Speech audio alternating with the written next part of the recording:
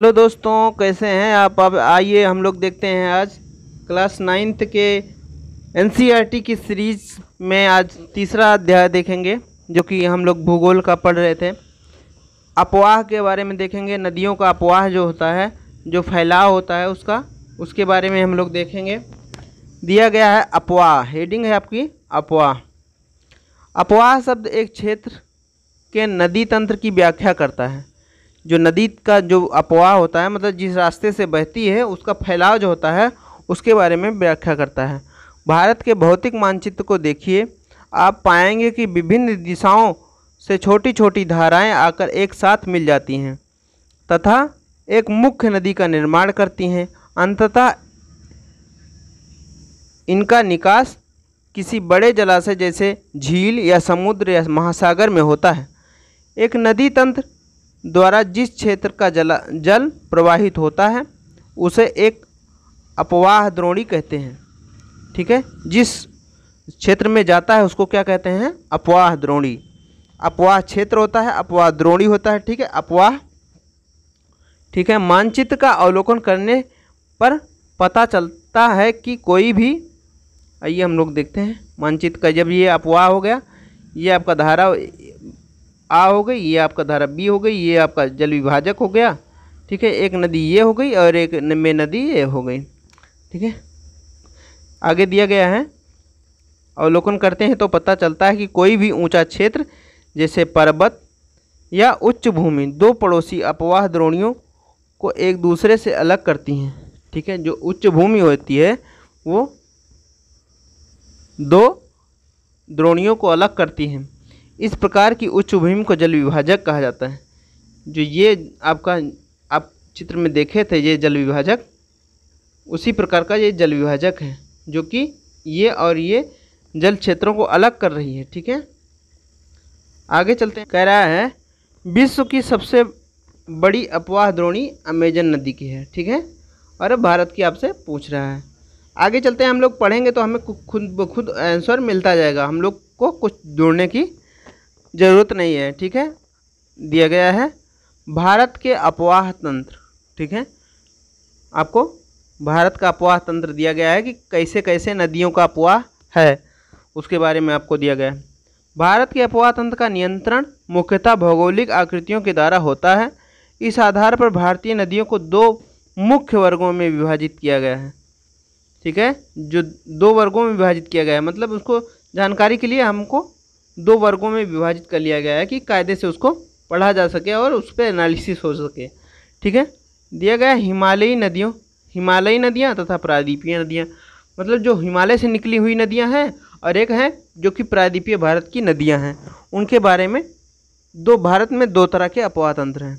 ठीक है, दिया गया भारत के दो मुख्य भौगोलिक क्षेत्र में उत्पन्न होने के कारण हिमालय तथा प्रायद्वीपीय नदियाँ एक दूसरे से भिन्न हैं। हिमालय की अधिकतर नदियाँ बारहमासी नदियाँ होती हैं। इनमें वर्ष भर पानी रहता है, क्योंकि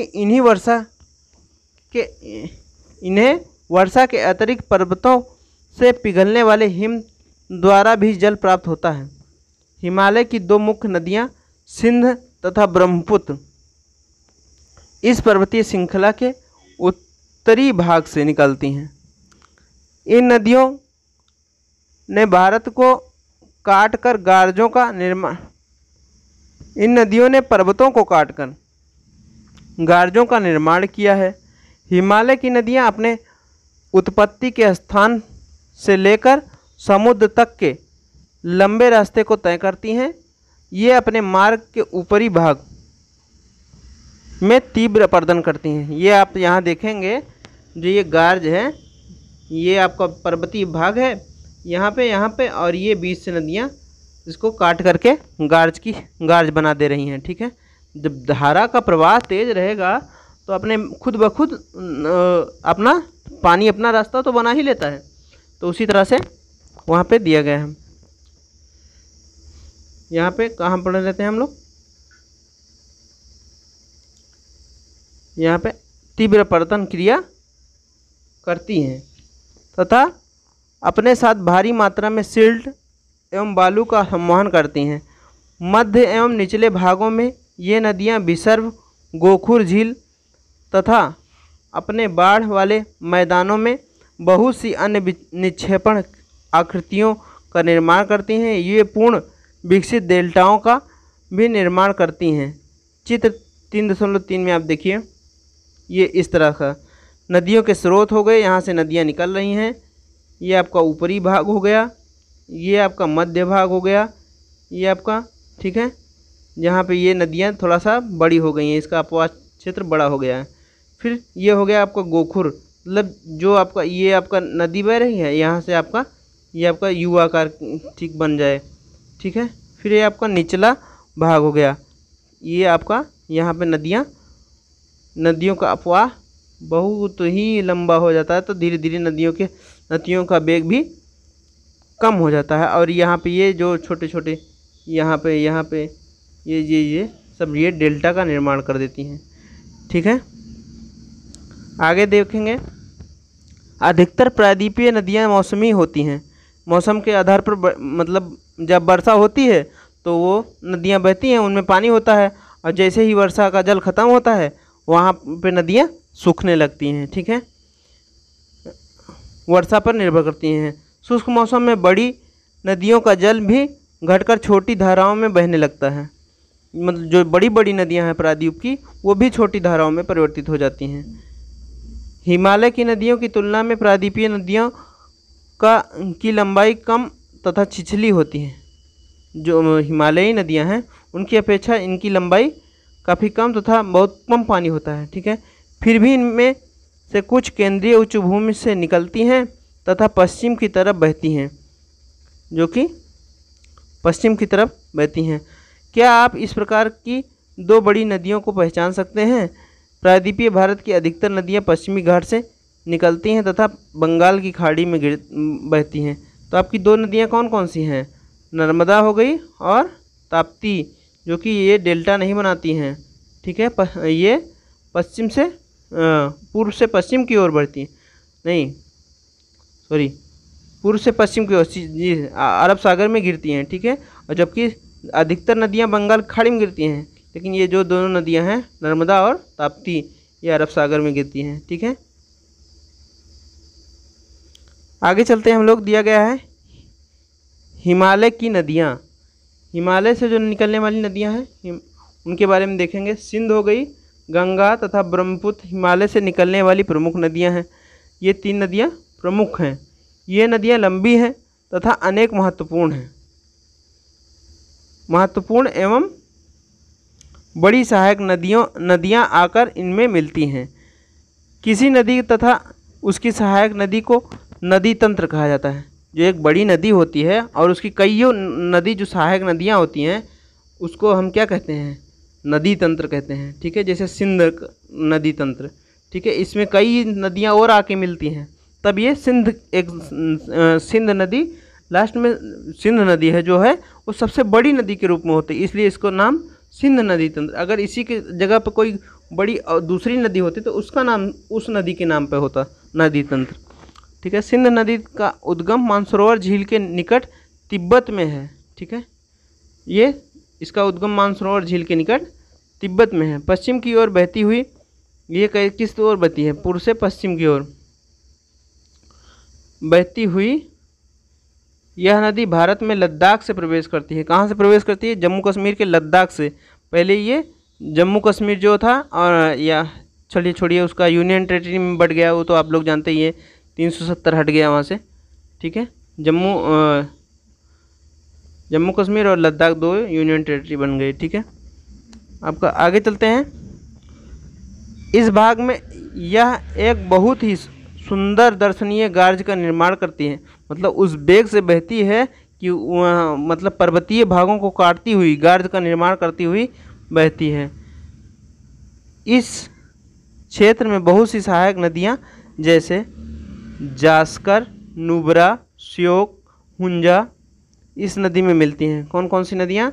जास्कर, नुब्रा, श्योक, हुंजा इस नदी में, मतलब सिंधु की सहायक नदियाँ हैं जास्कर, नुब्रा, श्योक, ठीक है। ये आके लद्दाख के आसपास मिलती हैं, ठीक है। सिंध नदी बलूचिस्तान तथा गिलगिस्तान से बहते हुए अटक के पर्वतीय क्षेत्र से बाहर निकलती है। कहाँ से? अटक के पर्वतीय क्षेत्र से बाहर निकलती है। फिर उसके बाद दिया गया है सतलज, ब्यास, रावी, चेनाब तथा झेलम आपस में मिलकर पाकिस्तान में मिठानकोट के पास सिंध नदी में मिल जाती हैं। ये जो सतलज मतलब 5 नदियां हैं, ये सतलज, ब्यास, रावी, झेलम, चिनाब, ये जो 5 नदियां हैं ये आपस में मिलती हैं और मिलती हुई ये कहाँ पे? मिठानकोट में, पाकिस्तान के मिठानकोट में सिंध नदी में मिल जाती हैं। इसके बाद यह नदी दक्षिण की ओर बहती है, मतलब ऐसे यहाँ से निकली ये भारत में होते हुए ऐसे दक्षिण की ओर बहने लगती है। ठीक है, दक्षिण की तरफ बहती है तथा अंत में कराची के पूर्व की ओर अरब सागर में मिल जाती है। सिंध नदी के मैदान का ढाल बहुत ही धीमा है। जब मैदानी भाग में प्रवेश करती है, जब पहले ही गाज में अपनी स्पीड को कम कर लेती है तो वो यहाँ तक आते आते उसका जो वेग है वो कहूँ बहुत ही धीमा हो जाता है। सिंध द्रोणी की 1/3 से कुछ अधिक भाग भारत के जम्मू कश्मीर, लद्दाख, हिमाचल, पंजाब तथा शेष भाग पाकिस्तान में 2900 किलोमीटर लंबी सिंध नदी विश्व की लंबी नदियों में से एक है। ठीक है, इसकी लंबाई कितनी है? 2900 किलोमीटर। ठीक है, जो कि विश्व की लंबी नदियों में एक है। भारत में इसकी लंबाई कितनी है? भारत में 1/3, जबकि 2/3 भाग पाकिस्तान में आपका बहता है। 2/3 कुछ आपका तिब्बत में भी बहता है और कुल मिला के 2/3 भाग आपका लगभग पाकिस्तान में बहता है। ज़्यादातर भाग पाकिस्तान में ही बहता है। आपका दिया गया है सिंध जल समझौता संधि के अनुच्छेद 1960 के अनुसार भारत इस नदी प्रक्रम के संपूर्ण जल का केवल 20% जल उपयोग कर सकता है। इस जल का उपयोग हम पंजाब, हरियाणा, राजस्थान के दक्षिण पश्चिम भागों में सिंचाई के लिए करते हैं। कहाँ पे? पंजाब, हरियाणा और राजस्थान के दक्षिण पश्चिम भाग में सिंचाई, कृषि में सिंचाई के लिए करते हैं। ठीक है, अब हम लोग आगे चलेंगे, एक दूसरी नदी के बारे में पढ़ेंगे जो कि हमारी गंगा नदी है। गंगा नदी तंत्र, गंगा मैया। ठीक है, गंगा की मुख्य धारा भागीरथी, कौन सी? भागीरथी गंगोत्री हिमालय से निकलती है तथा अलकनंदा उत्तराखंड में के देवप्रयाग में इससे मिलती है। हरिद्वार के पास गंगा पर्वतीय भाग को छोड़कर मैदानी भाग में प्रवेश करती है। ठीक है, आपका यहाँ पे कई नदियाँ मिलती हैं इसमें आके, जो कि यहीं पे होता है आपका पंचप्रयाग। ठीक है, विष्णुप्रयाग, नंदप्रयाग, कर्णप्रयाग, ये रुद्रप्रयाग, ये सब सारे प्रयाग यहीं पे पंचप्रयाग के रूप में होते हैं। ठीक है, अलकनंदा आके मिलती है, मंदाकिनी आके मिलती है, कई नदियाँ आपस में यहाँ पे आके, पिंडारी नदी आके मिलती है। तो इस तरह से आगे दिया गया है, हिमालय से निकलने वाली बहुत सी नदियाँ आकर गंगा में मिलती हैं। बहुत सी नदियाँ जो हैं गंगा में मिलती रहती हैं जगह जगह पे। इसमें से कुछ प्रमुख हैं, जैसे जमुना, घाघरा, गंडक तथा कोसी। यमुना नदी हिमालय के यमुनोत्री हिमालय से निकलती है। यह गंगा के दाहिनी, आप राइट हैंड मतलब आपका नीचे की तरफ, मतलब गंगा के दक्षिणी भाग से बराबर में पैरेलल में बहती है, समांतर बहती है तथा इलाहाबाद में गंगा में मिल जाती है। यहाँ पे कहा जाता है आपका गंगा यमुना और सरस्वती का संगम होता है हिमालय में, प्रयागराज में। अब इसका नाम प्रयागराज है। ठीक है, आगे चलेंगे। घाघरा, गंडक, कोसी, नेपाल, हिमालय, यहाँ पे आपका दिया गया है ये आपका मानचित्र। यहाँ पे आपका सिंध नदी यहाँ से निकलती हुई यहाँ पे आपके लद्दाख से प्रवेश करती है। ठीक है, और ये आपका यहाँ पे जाती हैं, ये आपका यहाँ पे आपको बता रहे थे कि यहाँ पे मिठानकोट पड़ता है पाकिस्तान का, जो कि आके सारी नदियाँ आपके यहीं पे आके पंच नदियाँ आके मिल रही हैं। ठीक है, और ये फिर आके आपका कराची से होते हुए ये आपका अरब सागर में प्रवेश कर जाती हैं। ठीक है, और इसका आप पंच नदियों का एक क्रम भी होता है। ठीक है, ये आप ध्यान रखेंगे उत्तर से दक्षिण की तरफ। तो यहाँ पे आपका सिंध नदी हो गई, झेलम, चिनाब, रावी और सतलज। यहाँ पे आपका रावी के ही नीचे ब्यास है। ठीक है, रावी की जो सतलज की सहायक नदी है ब्यास। ठीक है, और यहीं पे आपका होता है झेलम, चिनाब, रावी और व्यास और सतलज। ये आपका क्रम हो गया नदियों का उत्तर से दक्षिण की तरफ। ठीक है, और यहाँ पे आपका जब गंगा नदी तंत्र देखेंगे तो गंगा नदी यहाँ पे आपकी ये हो गई भागीरथी और ये हो गई अलकनंदा, यहाँ पे आपकी मिली, यहाँ से फिर ये निकली और यहाँ पे आपकी यमुना, ये यमुनोत्री से निकली और ये आपका यहाँ पे आके ये दाहिने भाग से यहाँ पे आपका प्रयागराज में मिली। ठीक है, ये आपका चंबल नदी हो गई, ये आपका बेतवा नदी हो गई, ये जो कि यमुना की सहायक नदियाँ हैं। ठीक है, ये यमुना में जाके मिलती हैं। ठीक है, फिर आपके यहाँ पे आके बाएं भाग से गंडक मिलती है, फिर दाहिने भाग से सोन नदी मिलती है, फिर बाएं भाग से कोसी मिलती है, फिर इस तरह से हम यहाँ पे दो नदियों में बढ़ जाती है। फिर यहाँ पे हुगली हो जाती है, यहाँ पे और आपका हो जाता है ये गंगा नदी चली जाती है बांग्लादेश के में। ठीक है, क्योंकि यहाँ पे आपका ये मिल जाती है ब्रह्मपुत्र, गंगा और ब्रह्मपुत्र आपस में मिल जाती हैं, फिर यमुना के नाम से बहती हैं। आगे चलेंगे हम लोग, ये आपका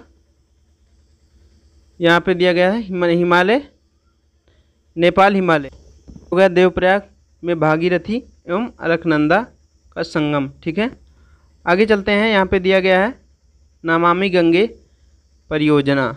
आपका एक एकीकृत संरक्षण मिशन है। इसमें राष्ट्रीय नदी, जो कि राष्ट्रीय नदी के रूप में गंगा को मान्यता दी गई है, से संबंधित दो उद्देश्यों प्रदूषण के प्रभाव को कम करना तथा उसके संरक्षण कायाकल्प को पूरा किया जा सके। आप इस परियोजना के बारे में और जानकारी निम्न वेबसाइट पर प्राप्त कर सकते हैं। नमामि गंगे के बारे में आप इस वेबसाइट पे देख सकते हैं। फिर आगे देखेंगे कि नेपाल हिमालय से निकलती है। इनके कारण प्रत्येक वर्ष उत्तरी मैदान के कुछ हिस्से में बाढ़ आती है, जिससे बड़े पैमाने पर जान माल का नुकसान होता है। लेकिन ये वे नदियां हैं जो मिट्टी को उपजाऊपन प्रदान कर कृषि योग्य भूमि बना देती हैं। प्रायद्वीपीय उच्च भूमि से आने वाली मुख्य सहायक नदियां चंबल, प्रायद्वीपीय उच्च भूमि वाली जो आपकी चंबल है, ये प्रायद्वीप चंबल और बेतवा तथा सोन, ये जो प्रायद्वीप जो उच्च भूमि है वहाँ से आ रही हैं ये नदियाँ। ठीक है, आने वाली सहायक नदियाँ चंबल, बेतवा तथा सोन हैं। ये अर्ध शुष्क क्षेत्रों से निकलती हैं। इनकी लंबाई कम तथा इनमें पानी की मात्रा भी कम होती है। ज्ञात कीजिए कि ये नदियाँ कैसे तथा कहाँ से मिलती हैं, कहाँ गंगा से मिलती हैं। ये आपको मैप जब पूरा देखेंगे ना तो वहाँ पे आपको क्लियर हो जाएगा। बाएं तथा दाहिने किनारे की सहायक नदियों के जल से परिपूर्ण होकर गंगा पूर्व दिशा में पश्चिम बंगाल के फरक्का तक बहती है। पश्चिम बंगाल के फरक्का तक ये गंगा के नाम से बहती है। फिर उसके बाद जब आगे चलती है तो हुगली नदी तथा और मतलब आगे जाके गंगा जो है ब्रह्मपुत्र में मिल जाती है, तो बांग्लादेश में मेघना के नाम से जानी जाती है। ठीक है, यह गंगा डेल्टा का सबसे उत्तरी बिंदु है। यहाँ नदी दो भागों में बढ़ जाती है, भागीरथी हुगली जो इसकी एक वितरिका है। यहाँ पे आपका बता, जब डेल्टा बनता है तो उसके बाद भागीरथी हुगली एक बन जाती है और दक्षिण की तरफ बहती हुई डेल्टा के मैदान से होते हुए बंगाल की खाड़ी में मिल जाती है। जो हुगली है वो दक्षिण की तरफ बहती हुई वो बंगाल की खाड़ी में मिल जाती है। यहाँ पे आप आगे मिल जाती है। ठीक है, अब मुख्य धारा दक्षिण की ओर बहती हुई बांग्लादेश में प्रवेश करती है एवं ब्रह्मपुत्र नदी से आकर मिल जाती है। अंतिम चरण में गंगा और ब्रह्मपुत्र समुद्र में विलीन हो जाती हैं। विलीन होने से पहले मेघना के नाम से जानी जाती हैं। गंगा एवं ब्रह्मपुत्र के जल वाली यह बृहद नदी बंगाल की खाड़ी में मिल जाती है। इन नदियों के द्वारा बनाए गए डेल्टा को सुंदरबन के डेल्टा के नाम से जाना जाता है।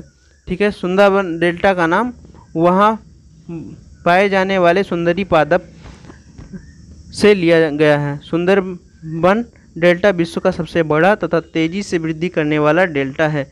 यहाँ रॉयल बंगाल टाइगर भी पाए जाते हैं। ये आपका फैक्ट है जो कि आपको याद रखना चाहिए। ठीक है, गंगा की लंबाई 2500 किलोमीटर से अधिक है।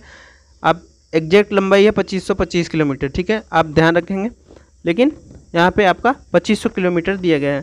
चित्र संख्या 3.4 में देखें, क्या आप गंगा नदी के अपवाह तंत्र को पहचान सकते हैं? अम्बाला नगर सिंधु तथा गंगा नदी तंत्रों के बीच जल विभाजक पर स्थित है। अम्बाला नदी जो है अम्बाला नगर जो है सिंध तथा गंगा नदी तंत्रों, जो सिंध तथा गंगा नदी तंत्र है उसके बीच में जल विभाजक का काम करता है।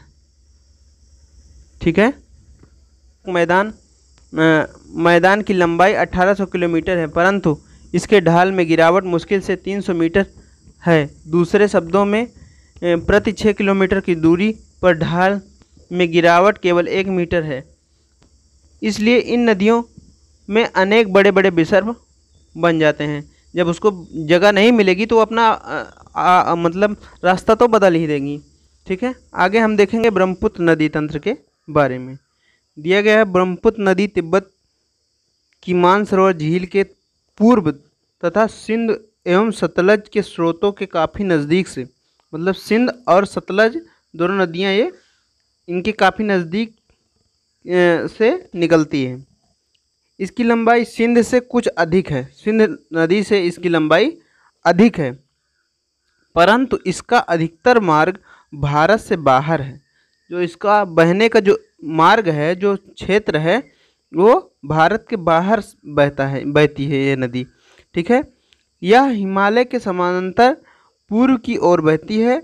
नामचा बरवा शिखर 7757 मीटर के पास पहुंचकर यह अंग्रेजी के यू अक्षर जैसा मोड़ बनाकर भारत के अरुणाचल प्रदेश में गार्ज के माध्यम से प्रवेश करती है। गार्ज मतलब बड़े बड़े पहाड़ों को काट करके गार्ज बनाते हुए वो अरुणाचल प्रदेश में प्रवेश करती है। यहाँ इसे दिहांग के नाम से जाना जाता है, मतलब ब्रह्मपुत्र नदी को यहाँ पे दिहांग नाम से जाना जाता है। तथा दिहांग, लोहित, केनुला तथा दूसरी सहायक नदियाँ इससे मिलकर असम में ब्रह्मपुत्र का निर्माण करती हैं। मतलब असम से इसका नाम जो है ब्रह्मपुत्र पड़ जाता है। जब ये लोहित नदी और ये केनुला नदी ये सभी नदियाँ आपस में मिल जाती हैं। ब्रह्मपुत्र को तिब्बत में सांगपो तथा बांग्लादेश में जमुना के नाम से जाना जाता है, जमुना कहा जाता है। ठीक है, जब ये हिमालय के पैरेलल जब बहती है जब तक ये इंडिया में प्रवेश नहीं करती तब तक इसे सांगपो नाम से जाना जाता है। फिर उसके बाद जब ये अरुणाचल प्रदेश में यू आकार बना करके अरुणाचल में रहती है जब तक, उसको दिहांग कहा जाता है। फिर उसके बाद जब असम से आती है तब इसको ब्रह्मपुत्र नदी नाम दिया जाता है। फिर ब्रह्मपुत्र के बाद जब बांग्लादेश में प्रवेश करती है तो इसका नाम जमुना हो जाता है। ठीक है, ये ध्यान देने योग्य बातें हैं। इसका कई नाम है, तो इसके नाम के अनुसार इसको ध्यान रखना होगा। आगे चलते हैं। दिया गया है, तिब्बत एक शीत एवं शुष्क क्षेत्र है। तिब्बत जो है मतलब शुष्क क्षेत्र है और ठंड तो वहाँ पे कड़ाके की होती ही है, बर्फबारी होती है। अतः यहाँ इस नदी के जल एवं सिल्ट की मात्रा बहुत कम होती है। यहाँ पे इसके जल में जो अवसाद की मात्रा बहुत ही कम होती है, कंकड़ पत्थर ये सब बहुत कम होते हैं। नदी में यह उच्च वर्षा वाले क्षेत्र से होकर गुजरती है। यहाँ नदी में जल एवं सिल्ट की मात्रा बढ़ जाती है। भारत में यह उच्च वर्षा वाले क्षेत्र से होकर गुजरती है। तो यहाँ पे आप अरुणाचल आएंगे, यहीं पे पड़ता है आपका चेरा पूंजी, मासिनराम, सब सारे क्षेत्र इधर ही पड़ते हैं। तो यहाँ से जब निकलती हैं तो मतलब यहाँ उच्च वर्षा वाले क्षेत्र से जब होकर निकलती है तो यहाँ से इसका जो है सिल्ट की मात्रा, अवसाद की मात्रा बढ़ जाती है। असम में ब्रह्मपुत्र अनेक धाराओं में बहकर एक गुम्फित नदी के रूप में बहती है तथा बहुत से नदीय द्वीपों का निर्माण करती है। ये गुम्फित नदी के रूप में बहती है तथा बहुत से द्वीपों का निर्माण करती है। ठीक है, जिसको डेल्टा बोलते हैं। ठीक है, छोटे छोटे मतलब कहीं छोड़ दिया फिर बन गया, तो जहाँ इसको मार्ग मिलता है वहीं पे द्वीप बना लेती हैं, बन जाता है। ठीक है, क्या आपको ब्रह्मपुत्र के द्वारा बनाए गए विश्व के सबसे बड़े नदीय द्वीप का नाम याद है? तो आप देखेंगे कि माजुली जो होता है, माजुली ने जो नदी द्वीप है ब्रह्मपुत्र के द्वारा बनाया गया नदी द्वीप है। ठीक है, ये सबसे बड़ा द्वीप है, नदीय द्वीप है। प्रत्येक वर्ष वर्षा ऋतु में यह नदी अपने किनारे से ऊपर बहने प्रत्येक वर्ष वर्षा ऋतु में यह नदी अपने किनारों से ऊपर बहने लगती है। किनारों से ऊपर बहने लगती है मतलब वर्षा के ऋतु में इसका जल बहुत ज़्यादा बढ़ जाता है। बाढ़ के द्वारा असम तथा बांग्लादेश में बहुत अधिक क्षति पहुंचाती है। इस नदी में बाढ़ आ जाती है, मतलब बहुत ज़्यादा पानी की मात्रा बढ़ जाता है। उत्तर भारत की अनेक नदियों के विपरीत ब्रह्मपुत्र नदी में सिल्ट निक्षेपण की मात्रा बहुत अधिक होती है। इसके कारण नदी की सतह बढ़ जाती है और बार बार अपनी धारा के मार्ग में परिवर्तन लाती है। मतलब जो अवसाद की मात्रा बढ़ जाती है, वेग बहुत अधिक होता है, इस वजह से इसमें पानी की मात्रा बहुत ज़्यादा होती है। इस वजह से ये अपना मार्ग परिवर्तन करती रहती है और जो है अवसाद की मात्रा तो इसमें बहुत अधिक होती है। ये रही आपकी हिमालयी नदियाँ। अभी तक हम लोग पढ़ रहे थे, ब्रह्मपुत्र को पढ़ा और गंगा को पढ़ा और हमने सिंधु नदी तंत्र को पढ़ा। अब आइए हम लोग पढ़ते हैं प्रायद्वीपीय नदियाँ, जो दक्षिण भारत की नदियाँ हैं उनके बारे में। प्रायद्वीपीय भारत में मुख्य जल विभाजक का निर्माण पश्चिमी घाट द्वारा होता है।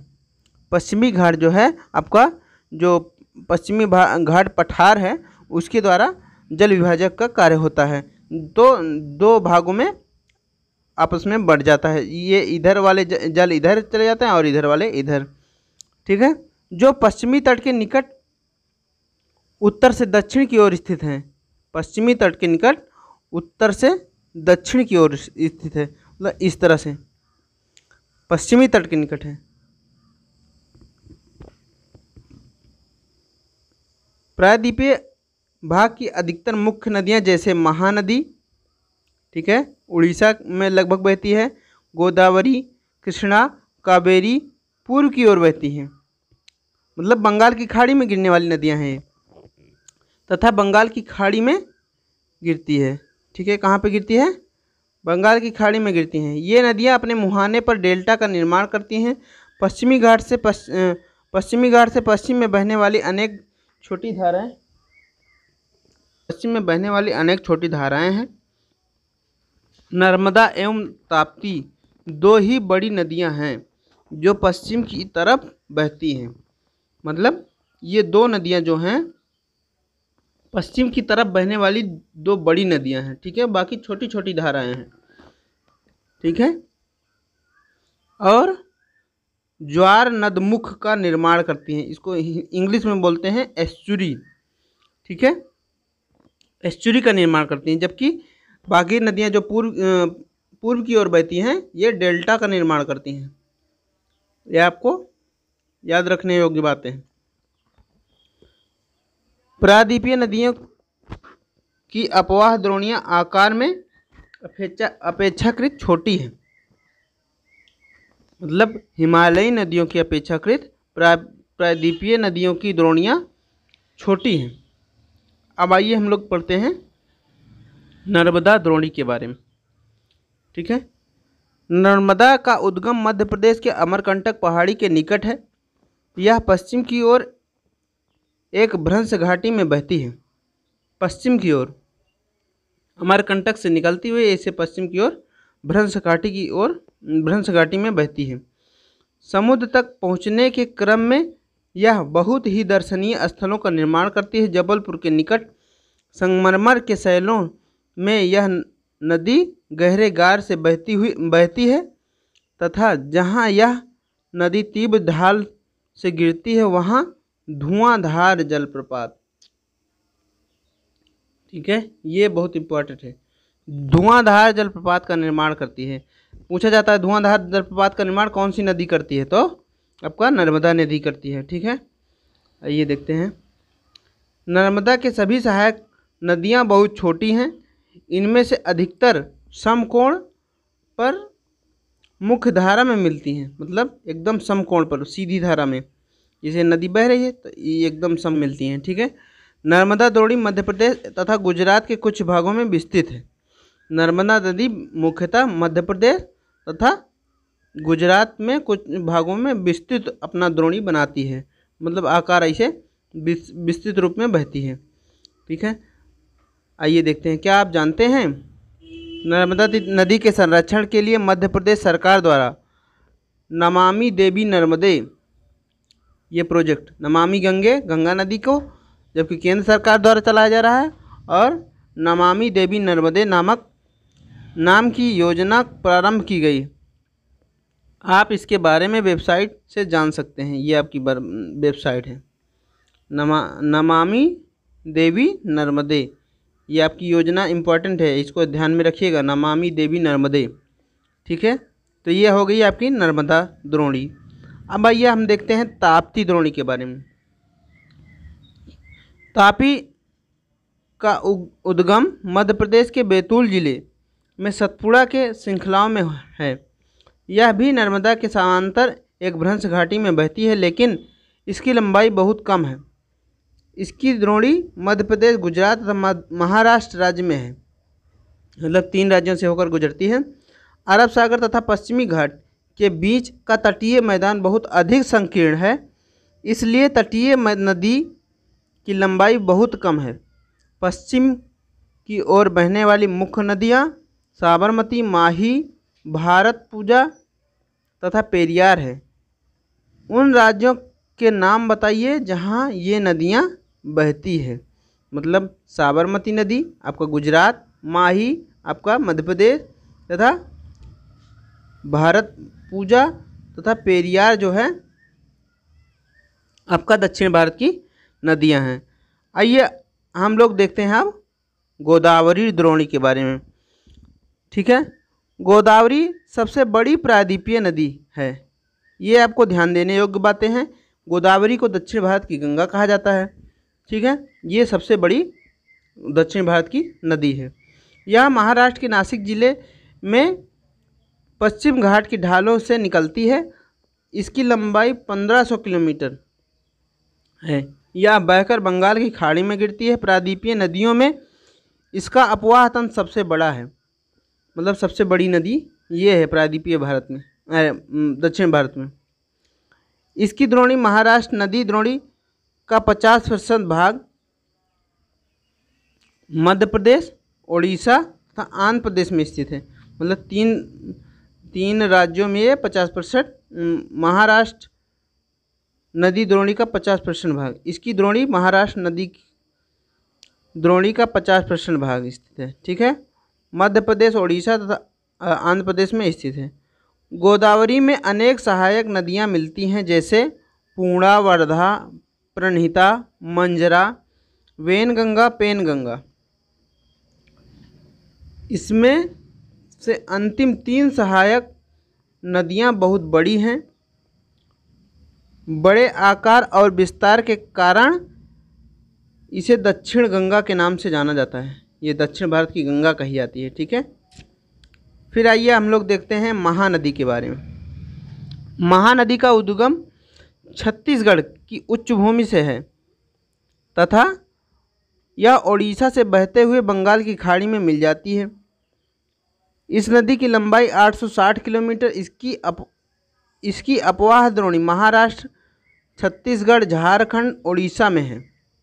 महाराष्ट्र, छत्तीसगढ़, झारखंड तथा उड़ीसा 4 राज्यों में इसका अपवाह तंत्र है। ठीक है, हम लोग पढ़ेंगे अब कृष्णा नदी के बारे में। कृष्णा नदी द्रोणी, ठीक है, महाराष्ट्र के पश्चिमी घाट में महाबलेश्वर के निकट एक स्रोत से निकलकर कृष्णा लगभग 1400 किलोमीटर बहकर बंगाल की खाड़ी में गिरती है, मतलब बंगाल की खाड़ी में ये भी गिरती है। इसकी सहायक नदियां हैं तुंगभद्रा, कोयना, घाटप्रभा, मूसी नदी जो कि हैदराबाद के हैदराबाद इसी के किनारे स्थित है। भीमा इसकी सहायक नदियां हैं। इसकी द्रोणी महाराष्ट्र, कर्नाटक, आंध्र प्रदेश में फैली हुई है। कहाँ कहाँ? महाराष्ट्र, कर्नाटक तथा आंध्र प्रदेश में फैली है। फिर आगे देखेंगे हम लोग कावेरी नदी। कावेरी पश्चिम घाट की ब्रह्मगिरी श्रृंखला से निकलती है। पश्चिमी घाट जो आपका पठार है वहाँ के ब्रह्म घाट से निकलती है। तमिलनाडु के कुडलूर के दक्षिण में बंगाल की खाड़ी में मिल जाती है। इसकी लंबाई 760 किलोमीटर है। इसकी प्रमुख नदियाँ अमरावती, भवानी, हेमावती, काबिनी। इसकी द्रोणी तमिलनाडु, केरल तथा कर्नाटक में विस्तृत है। कहाँ कहाँ? तमिलनाडु, केरल तथा कर्नाटक में कावेरी नदी बहती है। कावेरी नदी जो है तमिलनाडु, केरल तथा कर्नाटक में विस्तृत है। फिर दिया गया है कि आप जानते हैं भारत में दूसरा सबसे बड़ा जलप्रपात कावेरी नदी बनाती है। इसे शिव समुद्रम नाम से जाना जाता है। प्रपात द्वारा उत्पादित विद्युत मैसूर, बेंगलोर तथा कोलार स्वर्ण क्षेत्र को प्रदान की जाती है। जो विद्युत क्षेत्र है उसका कहाँ कहाँ प्रदान की जाती है? मैसूर, बेंगलोर और कोलार स्वर्ण क्षेत्र को प्रदान की जाती है। भारत का सबसे बड़ा जलप्रपात कौन सा है?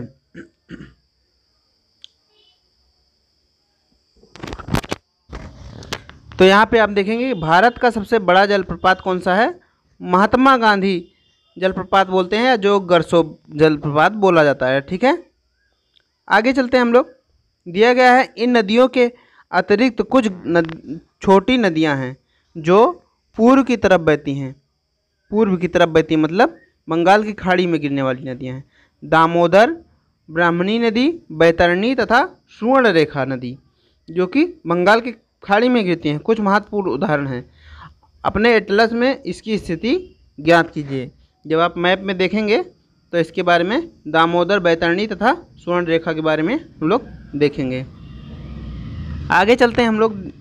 दिया गया है कि आप जानते हैं लगभग 71% भाग जल से ढका है, लेकिन इसका 97% जल लवणीय है।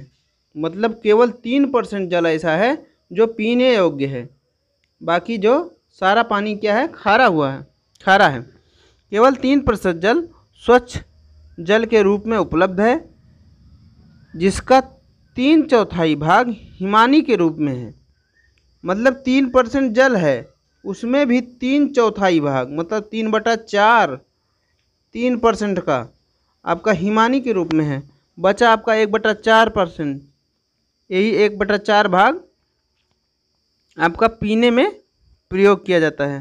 पीने में अपना आगे बाकी मानव के उपयोगी जो भी जल का उपयोग किया जाता है, इसी 1/4 भाग में किया जाता है। झीलों के बारे में हम लोग पढ़ेंगे। कश्मीर घाटी तथा प्रसिद्ध डल झील।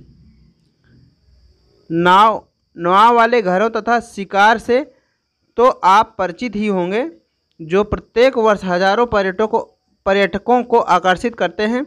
इसी प्रकार आप अन्य झील वाले स्थान पर भी गए होंगे तथा वहाँ नौकायान, तैराकी एवं अन्य जलीय खेलों का आनंद लिया होगा। कल्पना कीजिए कि अगर आप कश्मीर, नैनीताल तथा दूसरे पर्यटन स्थलों पर झीलें नहीं होती तो क्या वे उतना ही आकर्षित करते जितना कि आज करते हैं? क्या आपने कभी यह जानने की कोशिश की कि इन पर्यटकों को आकर्षित करने के लिए किसी स्थान पर झीलों का क्या महत्व है? पर्यटकों के आकर्षण के अतिरिक्त मानव के लिए अन्य कारणों से भी झील का महत्व है। पृथ्वी की सतह के गर्त वाले भागों में जहाँ जल जमा हो जाता है उसे झील कहा जाता है, झील कहते हैं। ठीक है, क्या आप जानते हैं बड़े आकार वाले झीलों को समुद्र कहा जाता है, जैसे कैस्पियन सागर या मृत सागर या अरल सागर, ये सब सारे झीलें हैं। ठीक है, फिर उसके बाद दिया गया है भारत में भी बहुत सी झीलें हैं। भारत में भी बहुत सी झीलें हैं। ये एक दूसरे से आकार तथा अन्य लक्षणों में भिन्न हैं। अधिकतर झीलें स्थानीय होती हैं तथा कुछ में केवल वर्षा ऋतु में ही पानी होता है, जैसे अंतर्देशीय अपवाह वाले शुष्क क्षेत्रों की द्रोणी वाली झील। यहाँ कुछ ऐसी झीलें हैं जिनका निर्माण हिमानियों एवं बर्फ चादर की क्रिया के फलस्वरूप हुआ है, जबकि कुछ अन्य झीलों का निर्माण वायु, नदियों, मानवीय क्रियाकलापों के कारण हुआ है। ठीक है। एक विसर्प नदी बाढ़ वाले क्षेत्र में कटकर गोखुर झील का निर्माण करती है। गोखुर आपने पढ़ा है, जैसे नदी ये बह रही है तो इसमें ये आपका अलग होके यहाँ पे अलग हो गया, ये आपका गोखुर कहलाता है। ठीक है। स्पीट तथा बार रोधिका तटीय क्षेत्रों में लैगून का निर्माण करती है, जैसे चिल्का झील, पुलिकट झील, कोलेरू झील। अंतर्देशीय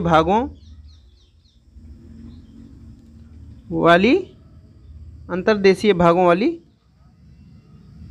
झीलें कभी कभी मौसमी होती हैं। उदाहरण के लिए राजस्थान की सांभर झील, मौसमी झीलें, जो सांभर झील जो कि एक लवण जल वाली झील है।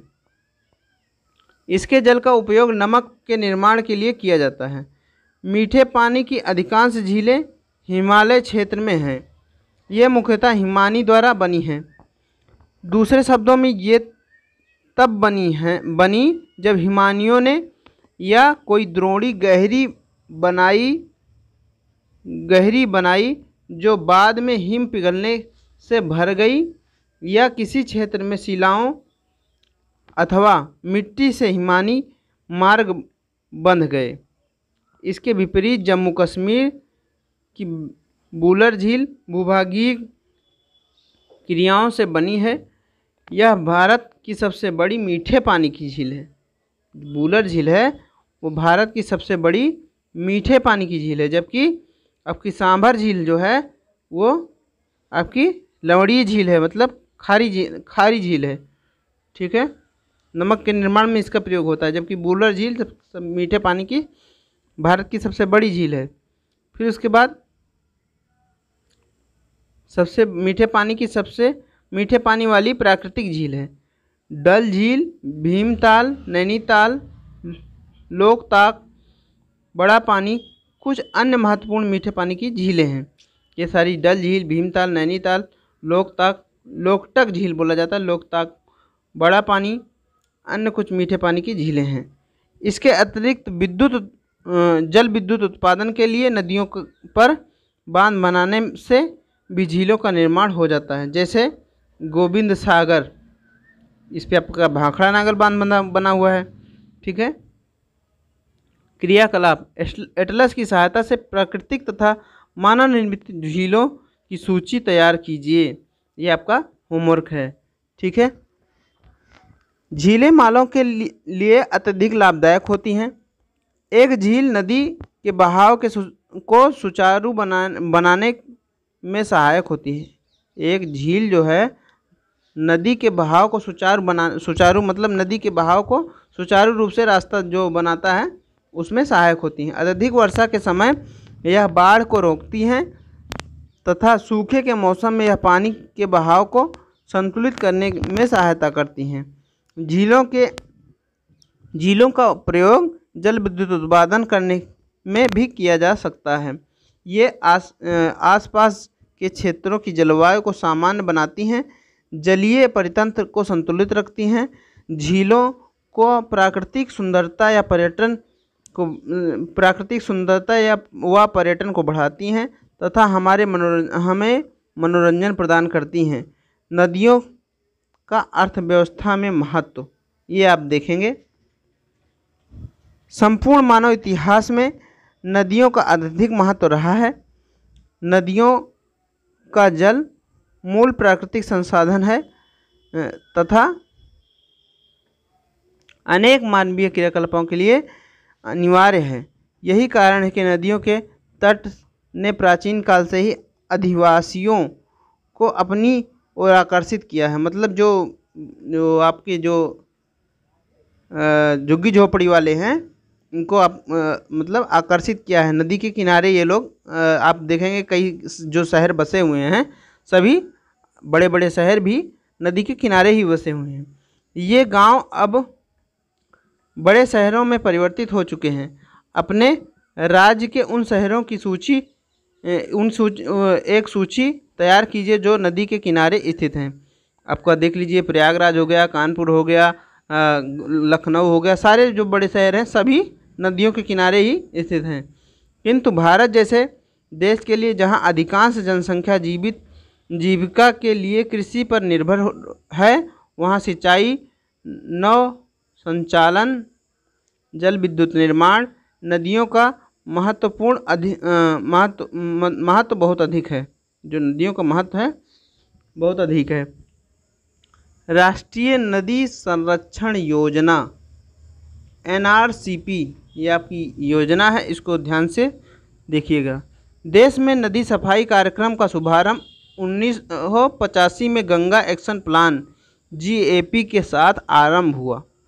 वर्ष 1995 में राष्ट्रीय नदी संरक्षण योजना NRCP के तहत अन्य नदियों को जोड़ने के लिए गंगा कार्य योजना का विस्तार किया गया।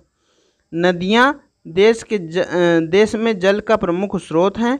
NRCP का उद्देश्य नदियों के जल में प्रदूषण को कम करके गुणवत्ता में सुधार करना है। आप इसको इस वेबसाइट पे आप देख सकते हैं, nrcd.nic.in पर। फिर आप देखेंगे कि यहाँ पे नदी प्रदूषण के बारे में बताया गया। नदी जल की घरेलू, औद्योगिक तथा कृषि में बढ़ती मांग के कारण इसकी गुणवत्ता प्रभावित हुई है। इसके परिणाम स्वरूप नदियों से अधिक जल की निकासी होती है तथा इसका आयतन घटता जाता है। दूसरी ओर उद्योगों का प्रदूषण तथा अपरिष्कृत कचरे नदी में मिलते रहते हैं। यह केवल जल की गुणवत्ता को ही नहीं बल्कि नदी के स्वतः स्वच्छीकरण की क्षमता को भी प्रभावित करता है। उदाहरण के लिए दिए गए समुचित जल प्रवाह में गंगा का जल लगभग 20 किलोमीटर क्षेत्र में फैले बड़े शहरों की गंदगी को तनु करके समाहित कर सकता है, लेकिन लगातार बढ़ते औद्योगिकरण और शहरीकरण के कारण ऐसा संभव नहीं हो पाता तथा अनेक नदियों में प्रदूषण का स्तर बढ़ता जा रहा है। नदियों में बढ़ते प्रदूषण के कारण इनको स्वच्छ बनाने के लिए अनेक कार्य योजनाएं लागू की गई हैं। क्या आपने कभी ऐसी कार्य योजनाओं के बारे में सुना है? नदी के प्रदूषित जल से हमारा स्वास्थ्य किस प्रकार प्रभावित होता है? बिना स्वच्छ जल का मानव जीवन, इस विषय पर विचार करें तथा अपनी कक्षा में एक वाद विवाद प्रतियोगिता का आयोजन करें। तो आप लोग इस पे वाद विवाद करिएगा। और ये हो गई आपकी कक्षा 9 की लेसन 3 का, जो कि अफवाह के बारे में आप लोगों ने पढ़ा और नदी और झीलों के प्रवाह तथा उनके जल प्रदूषण तथा उपयोग के बारे में आपने विस्तार से पढ़ा। आइए हम लोग उसका अभ्यास के रूप में ये आप लोग कर लीजिएगा। इसका हम स्लाइड चला देंगे, उसके बाद नहीं तो वीडियो लंबा होता जाएगा। इसको आप रोक करके आप थोड़ा सा देख लीजिएगा क्वेश्चन को, ठीक है। और आप अपना ध्यान रखिए, आस पड़ोस का ध्यान रखिए, आस पड़ोस में अपने साफ़ सफाई बनाए रखिए। तो मिलेंगे आपको अगले वीडियो में, तब तक के लिए धन्यवाद। वीडियो को लाइक करिए, चैनल को सब्सक्राइब करिए और ख्याल रखिए, दोस्तों में शेयर करते रहिए, जिससे कि आपको हम अगला वीडियो जल्द से जल्द ला सकें। धन्यवाद। मिलते हैं अगले वीडियो।